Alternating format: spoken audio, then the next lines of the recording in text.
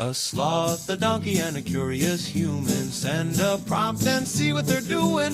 One hits record with a question on his mind. Two brothers pick it up, see what they find. Corn takes his time, Herman's got the facts. Back and forth, they never hold back. My weird prompts, come on in, that's where we begin. My weird prompts, glad you're here.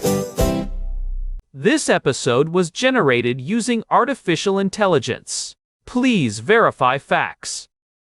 You know, Corn, this whole show runs on GPU compute, and we wouldn't be here without Modal. Seriously. And that's what powers all our text-to-speech. Everything you're hearing right now. They're an AI infrastructure platform. Developers use them to run GPU workloads in the cloud with zero infrastructure headaches. If you're building anything with AI, check them out. Modal.com. Alright, we have a really introspective one today. Daniel sent us a text prompt that hits on a tension I think a lot of people feel but don't always have the vocabulary for. He wrote, I both identify with the subject of giftedness, but also feel alienated by the focus on elitism. What I find useful about the label is that it normalizes something that has always come naturally to me, inquisitiveness and exploring knowledge. Mainstream culture tells us there's only one way to be entertained, like watching TV or following pop culture. Many people choose to curate their own communities, but end up feeling ostracized into subcultures that carry baggage, like the toxicity you see on Reddit. So his questions are, what are some ways to challenge the stigma? And how do we curate healthy, real-life communities that are actually nurturing? How do you feel comfortable the moment you realize your interests just aren't mainstream? That is such a profound set of questions, Corn. And honestly, it is the perfect topic for today because, fun fact, Google Gemini 1.5 Flash is actually writing our script for this episode. It feels appropriate to use a cutting-edge tool to talk about the cutting edge of social architecture. Herman Poppleberry here, by the way, and I have been diving into the sociology of these niche groups all morning. It is the subreddit paradox, isn't it? The internet promises you every niche interest under the sun. You want to talk about 19th century weaving techniques or the orbital mechanics of Jupiter's moons. There is a group for that. But the moment you step inside, you realize the floor is covered in broken glass and everyone is shouting. It is supposed to be your sanctuary, but it feels like a high school cafeteria where everyone is trying to prove they are the lead protagonist. It is exhausting. And I think the reason it feels so isolating is that we have moved into this era of hyper-curated digital feeds where the gap between finding a topic and finding a human connection has actually widened. We have more information than ever, but less communion, in the classical sense. Think about the old-school salons or even the early coffee houses in London. People went there for the coffee, sure, but they stayed for the friction of ideas. Today, we have the ideas, but we've lubricated the social interaction so much with algorithms that any actual friction, any disagreement or nuance feels like a personal attack. That's a great way to put it. The frictionless social experience actually makes us more fragile. But let's look at that toxicity for a second. Why is it that a place like Reddit, which should be a haven for the inquisitive, often becomes a breeding ground for bullying? Is it just the anonymity, or is there something deeper in the plumbing of how these sites are built? I mean, you look at a sub like Regifted, and half the posts are people debating whether they are actually gifted enough to be there. It's like a digital velvet rope that people are guarding from both sides. It is structural. There is a concept in social media research called context collapse. In a real-world conversation, you know who you are talking to. You share a physical space, you see their face, you have a shared social norm. On a platform like Reddit, a single post is visible to thousands of people from completely different backgrounds with zero shared context. When those worlds collide, the default reaction isn't curiosity, it's defense. But why the defense? If we're all there because we're inquisitive, why isn't the first reaction, oh, tell me more about your perspective? Why is it you're wrong, and here's a peer-reviewed study from 1984 to prove it? Because in an anonymous space, being right is the only currency you have. You don't have a reputation for being a kind neighbor or a reliable coworker. You only have your logic. If someone challenges your logic, they aren't just disagreeing. They are devaluing your only asset in that community. It becomes a zero-sum game of intellectual dominance. That's fascinating. So, the platform itself incentivizes the, well actually guy, because there's no social cost to being a jerk, but there's a high social reward in the form of upvotes for being the most technically correct person in the room. It's like we built digital coliseums where the only way to survive is to be the smartest gladiator. But how does that translate to the gifted label specifically? Why does that particular word trigger such a defensive crouch? It's because the word gifted is inherently comparative. It implies a gift giver and a recipient. If you have the gift, someone else doesn't. In a society that values egalitarianism, having a gift that others can't acquire through hard work feels like a cheat code. So, the community reacts by trying to prove that the gift is actually a burden, which it often is. But that ends up sounding like, woe is me, I'm too smart for this world, which just feeds the cycle of resentment from the outside. And defense usually looks like gatekeeping. You see it in the gifted subreddits all the time. It becomes a competition of who had the highest IQ score in third grade, or who is the most misunderstood by society. It turns into a circle of nostalgia and unresolved trauma, rather than a place to actually learn things. It's like everyone is frozen in that moment they were told they were special, and they're terrified that if they stop talking about it, they'll just be ordinary. That is the stigma feedback loop. When a community is formed around a label that society already views with suspicion or as elitist, the members of that community often double down on the very traits that created the stigma in the first place. If the world calls you an elitist, you might start acting like one just to feel a sense of power in your own little corner. It's a defensive crouch. You build a wall of jargon and intellectual superiority to keep out the people you think have already rejected you. So, how do we break that? Daniel's first question is about challenging the stigma. If the label gifted carries all this baggage of eugenics and schoolyard resentment, how do you actually own your curiosity without sounding like you think you're better than everyone else? Is it even possible to use that word anymore? Or do we need to just throw the whole dictionary away? I think we have to shift from identity first framing to interest first framing. If you walk into a room and say, I am a gifted person, you are essentially announcing a rank. It is a vertical statement. It establishes a hierarchy. But if you say, I am someone who is currently obsessed with the history of urban planning in the Bronze Age, that is a horizontal statement. It invites people in rather than putting them below you. It's about the object of your attention, not the quality of your brain. I love that. It's the difference between saying, I have a high performance brain, and I'm really into this cool thing. One is a brag, the other is an invitation to a rabbit hole. And let's be honest, the rabbit hole is much more fun than the trophy room. But what about the internal side of it? Daniel mentioned that the label normalizes his experience. If you stop using the label, do you lose that sense of, I'm not broken, I'm just wired this way? That's the tightrope, isn't it? You need the label for self-understanding, but you don't necessarily need it for social signaling. There is actual research on this. Groups like Intergifted are starting to reframe giftedness as intellectual intensity or overexcitability, drawing from Kazimierz Dabrowski's theory of positive disintegration. It is less about being smarter and more about feeling and processing everything more deeply.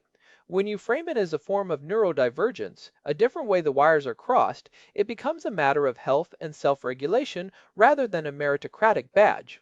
It's like having a Ferrari engine, but the steering wheel is a bicycle handle. You're going fast, but it's hard to stay on the road. That's a lot more relatable to people than saying, I'm just objectively better at math than you. Everyone knows what it feels like to have an engine that's too big for the chassis. It's actually a bit of a struggle, right? It's not just, I'm a genius. It's, I can't stop thinking about the supply chain of my breakfast cereal, and it's making me late for work. Precisely. And that framing invites empathy. If you tell someone, my brain sometimes gets stuck in high gear and I can't find the brake, they can relate to that through their own experiences with anxiety or passion. The tall poppy syndrome is real, especially in places like Australia or Scandinavia, where there is this drive to prune anyone who stands out too much. To combat that, you don't grow taller just to spite them. You find a garden where the other poppies are also tall, or you show people that being a tall poppy actually means you get hit by the wind a lot harder. But how does that work in practice when you're dealing with someone who isn't intense? If I share that my brain is stuck in high gear, does that actually bridge the gap?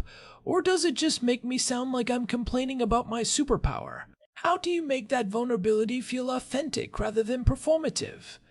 You have to ground it in the physical or emotional reality of the moment.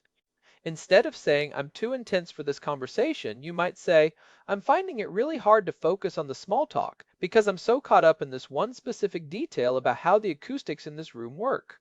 Does that ever happen to you with something you're passionate about? You're asking for their experience of focus, not asserting yours as superior. You're looking for a common biological process, the feeling of being caught by an idea rather than a cognitive rank. Which brings us to the second part of Daniel's prompt, the third place. You mentioned this before we started, Herman, this idea that we need spaces that aren't home and aren't work. But Daniel is talking about healthy, real-life communities. How do we find those when mainstream culture is so focused on, well, the mainstream? Ray Oldenburg coined the term third place in the late 80s. It's the coffee shop, the library, the pub, the community garden. These are the anchors of community life where you encounter people outside your immediate bubble. The problem is that in the digital age, we've tried to replace the third place with the digital forum. But a subreddit isn't a third place because there is no face-to-face accountability. In a real third place, you are a regular. You have a physical presence that people recognize. Right. It's hard to be a keyboard warrior when you're sitting across from someone drinking a latte. You realize they're a human being with a life and feelings, not just a username you want to dunk on for internet points. But I wonder, is the third place dying? I see so many people saying they don't have anywhere to go, where they don't have to spend $30 just to sit down. It is under threat, absolutely. We've commodified our social lives. But for the inquisitive person, the third place doesn't have to be a commercial one. That accountability is the natural filter for toxicity. In a real-world makerspace or a community orchestra, if you act like a jerk, you don't get downvoted. You get asked to leave. Or better yet, the social friction of the interaction teaches you how to modulate your intensity so you can actually collaborate. It forces you to develop social intelligence to match your intellectual intensity. So, if someone is listening to this and they feel that isolation, they feel like their interests are too much for their current social circle, what is the first move? Do they go looking for a gifted club? I mean, Mensa exists, but that feels like it might lean into the elitism Daniel is worried about. Actually, the research suggests the opposite of looking for a gifted club. The most nurturing environments for intense or gifted adults are often interest-led, not identity-led. Don't look for people who are smart. Look for people who are doing something difficult. Difficulty is a natural filter for curiosity and persistence. I see what you mean. If the bar for entry is being smart, you get a room full of egos.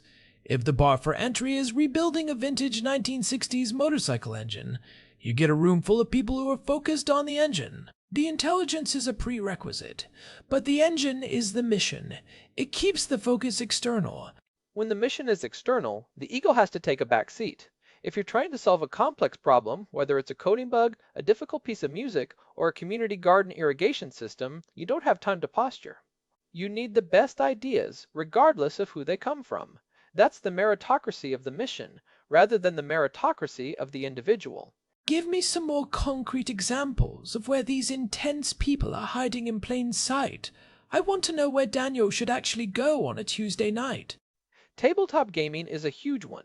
Think about the complexity of a high-level Dungeons & Dragons campaign or a complex strategy game like Terraforming Mars. It requires deep systems thinking, long-term planning, and a high tolerance for detail. You'll find your people there because the activity itself requires the traits you're looking for. You don't have to announce you're gifted, you just have to manage a 3-hour simulated economy on the surface of Mars. The giftedness is the engine that lets you enjoy the game. Or a community garden. You want to talk about the pH levels of soil and the symbiotic relationship between fungi and root systems.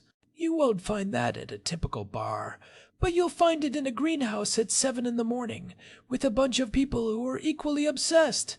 I've noticed that hobbyists, true deep dive hobbyists, are often the most welcoming people, because they are just so relieved to find someone else who wants to talk about the specifics of vintage fountain pen nibs or whatever it is.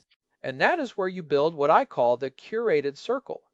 We often think we need to find a massive community to belong, a whole subculture. But Dunbar's number tells us we can only really maintain about 150 stable social relationships. And for intimate, nurturing circles, we're talking 5 to 15 people. That's the size of a dinner party or a small book club. You don't need a movement, you need a table.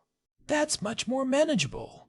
You don't need to win over the internet. You just need 10 people who won't roll their eyes when you start talking about the linguistic evolution of Old Norse. But how do you find those 10? If you're in a small town or a very mainstream environment, it feels like those 10 people are needles in a haystack. You have to be the attractor. There is a model called the Silent Book Club that started a few years ago and has exploded. People meet in a public place, like a park or a cafe. They don't have a required reading list. They just sit together and read their own books in silence for an hour, and then they talk about whatever they're reading. It combines the solitude that many inquisitive people need with the shared presence of others who value the same thing. It's a signal to the world, I value deep focus. It's parallel play for adults. I love that. It takes the pressure off. You don't have to perform, you just have to be there. It's much less intimidating than a traditional book club where you're worried you didn't have the right to take on the protagonist's motivations. In a silent book club, your take is just whatever you happen to learn that hour. It's about creating low-stakes environments. Online toxicity thrives on high-stakes, intellectual combat. Everything is a debate. Everything is a win or a loss. Real-world community thrives on low stakes, shared curiosity. When you're looking at a bird through binoculars with someone, you're not competing to see who saw it first. You're both just marveling at the plumage. But what about the lonely explorer phase? Daniel asked how to feel comfortable the moment you realize your interests aren't mainstream. Before you find the silent book club, there's that period where you're just alone with your weird thoughts. How do you stop that from turning into a sense of otherness or alienation? You have to reframe the solitude. In many cultures, the seeker or the scholar is a respected social role, even if they are solitary. We've lost that in our hypersocial, always-on culture. We view being alone with a book as a failure of social life rather than a success of intellectual life. If you can view your off-mainstream interests as a private garden you're tending rather than a wall you're trapped behind, the comfort comes naturally. You aren't missing out. On the mainstream, you are opting into something deeper. Let's talk about the first encounter. Daniel asked how one can feel comfortable in this identity the moment they realize their interests aren't mainstream. I think there is a lot of shame there, right? Like, oh, I'm the weirdo who wants to talk about the ethical implications of AI at Thanksgiving dinner. You feel like you're bringing a textbook to a party. How do you stop feeling like a weirdo and start feeling like an explorer? There is a disillusionment spiral that happens. You realize you see the world differently, you try to share it, you get shut down, maybe with a, wow, you're so smart, which is actually a conversation killer, and then you retreat into yourself. To break that, you need a script for yourself. You need to learn how to bridge the gap between your inner deep dive and the outer small talk. Give us a script, Herman. What do I say when someone asks, "What have you been up to?" And the honest answer is, "I spent 6 hours reading about the history of the vacuum tube." If I say that, their eyes might glaze over before I even get to the part about ENIAC. Instead of being defensive or hiding it, lead with the why. You say, I stumbled onto this Wikipedia rabbit hole about vacuum tubes, and I had no idea they were the reason early computers were the size of a room. It's wild how much the physical size of technology has shaped our lives, right? You're not just dumping data, you're offering a narrative hook. You're inviting them to think about the concepts, not just the fact. You're framing it as a fun fact rather than a deeply niche obsession. You're testing the waters to see if they're interested in the why, not just the what. It's like offering a sample of a weird cheese. You don't give them the whole block, you give them a little sliver on a cracker. And if they aren't interested, that's okay. Not everyone has to be your deep dive partner. But by leading with curiosity rather than authority, you stop being the smart guy and start being the interesting guy. There's a huge difference. The smart guy makes people feel small. The interesting guy makes the world feel big. That is a profound distinction. The smart guy makes people feel small. The interesting guy makes the world feel big. I'm writing that down. It shifts the responsibility of the gifted person from being right to being a guide. But what about when you find that community and the toxicity starts to creep in? How do you keep a real-life community nurturing, as Daniel asked? You have to curate the social architecture. For the community building side, we should talk about the third place audit. If you feel isolated, look at your local map. Where are the makerspaces? Where are the independent bookstores? Where are the birdwatching groups? These are physical locations where people gather around complexity. I remember seeing a repair cafe in a library once. People just brought in broken toasters and lamps, and a bunch of retired engineers helped them fix them. The level of technical detail flying around that room was incredible. People were talking about soldering, iron temperatures, and circuit continuity, and everyone was smiling. No one was trying to out-engineer anyone else. They were just fixing stuff. That is a perfect example. It's competence in service of community. When you use your skills to help or to create, the elitism evaporates. It's hard to be an elitist when you're elbow deep in a broken toaster. The toaster is the great equalizer. This is why project-based communities are often the healthiest. If the goal is, let's build a community garden or let's put on a play, the focus is on the output, not the ego.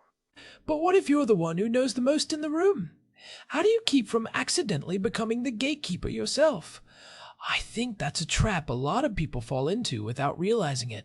You're so excited to share what you know that you end up steamrolling the conversation. You have to practice active listening as an intellectual exercise. Instead of thinking, how do I correct this person? Think, what is the most interesting question I can ask to help this person expand their own thought? If you treat the other person's mind as a puzzle to be unlocked rather than a vessel to be filled, you remain in a state of curiosity.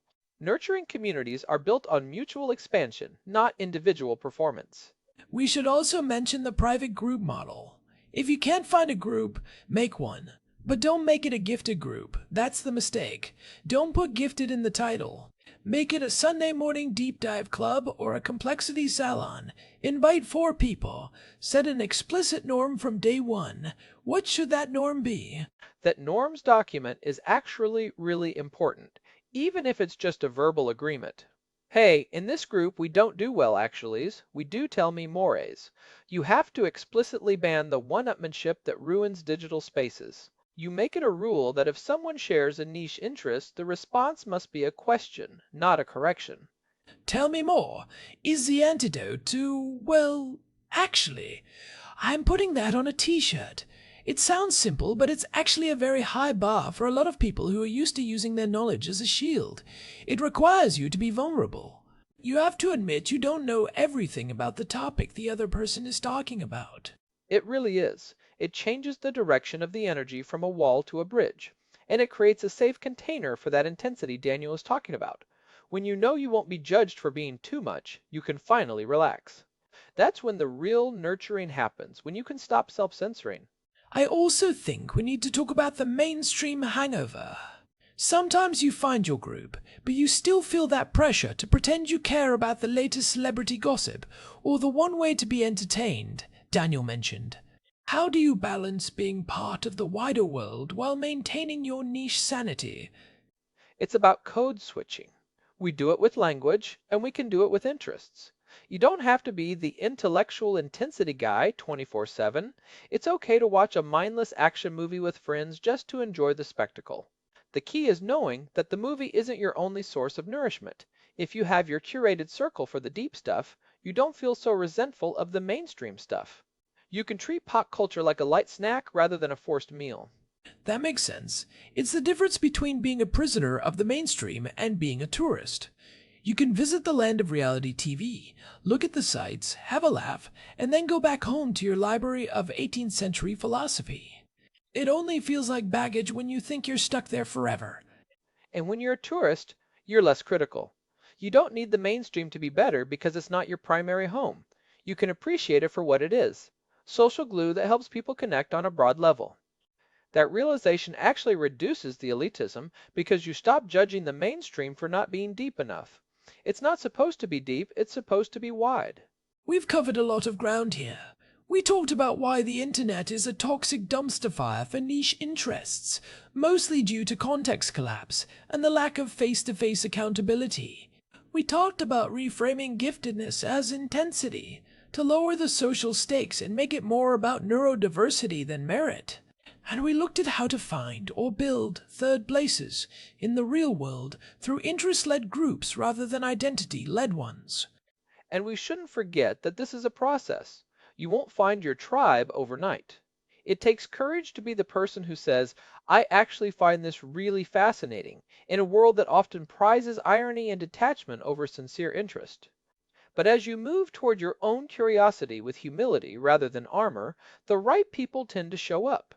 It's a bit like a radio frequency. You have to keep broadcasting your signal before you can hear who's tuning in. I think Daniel's point about mainstream culture is important too.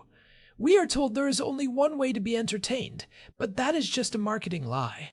It's easier to sell a sitcom to 50 million people than it is to sell 50 million different niche hobbies. There are millions of people who find deep inquiry more fun than a reality show. You just have to be willing to be the unrelatable one for a minute until you find them. Mainstream is just a statistical average. It isn't a moral standard. Being off-center isn't a defect, it's just a different coordinate on the map. If you're at the edge of the map, the view is often better anyway. You just need a few other explorers to share the view with. Well said. I think we have some solid takeaways here. The interest, first introduction, leading with the why and the narrative hook. The third place audit, finding physical spaces centered around complexity or difficulty. And the tell me more rule for small groups to kill the, well, actually, culture before it starts. I would also suggest listeners check out some of our older discussions that touch on this. We've talked about the architecture of online anonymity before, which goes deeper into why platforms like Reddit are built the way they are. Understanding the user interface of our social lives helps us navigate them without taking the glitches personally. If a subreddit is toxic, that's a design flaw of the platform, not a reflection of your worth.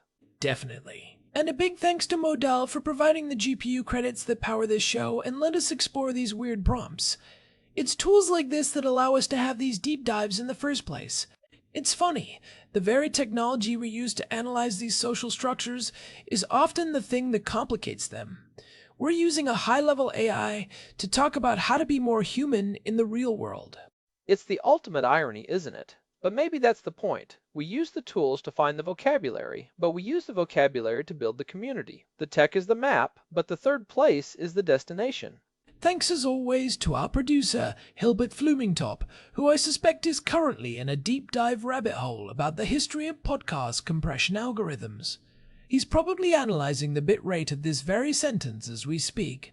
Hilbert is the patron saint of intellectual intensity. If anyone understands the struggle of the tall poppy, it's him. This has been My Weird Prompts. If you enjoyed this dive into the sociology of curiosity, leave us a review on your favorite podcast app. It really helps us find more intense people like you. We're building our own little curated circle here, one episode at a time. Every review is like a signal flare for another researcher out there in the dark. Or find us at myweirdprompts.com for the full archive. We have plenty of other rabbit holes to explore, from the ethics of biohacking to the aesthetics of brutalist architecture. So, what's the most unexpected place you found a genuine community? Was it a knitting circle that turned into a physics discussion? A car meet that became a philosophy club? Let us know at show@myweirdprompts.com. We want to hear about your interest-first success stories. Stay curious, everyone. Don't be afraid to be the interesting person in the room. Remember, the world only feels small if you stop looking at the details.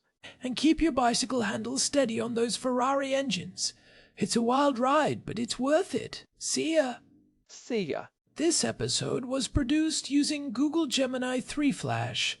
Text-to-speech by Chatterbox. Thanks for listening to our show, My Weird Prompts, where our thoughts go from slow takes to facts on cue. We change and follow through. My weird prompts, that's the flows from sloth, from man, from long-eared host. My weird prompts, until next time, stay curious, keep weird.